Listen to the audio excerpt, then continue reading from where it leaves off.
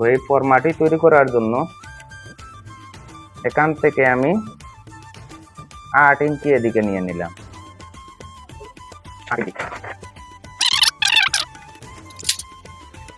তারপর এদিক থেকেও 8 ইঞ্চি নিয়ে নিতে হবে।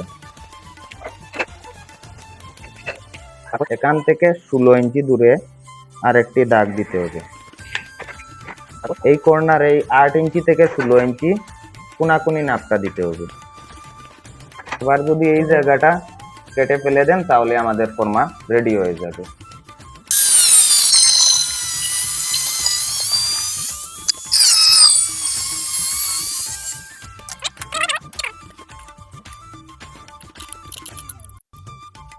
বাস আমার ফর্মা রেডি হয়ে গেছে। এবার আমি কাটিং করে দেখিয়ে দিচ্ছি আপনাদেরকে।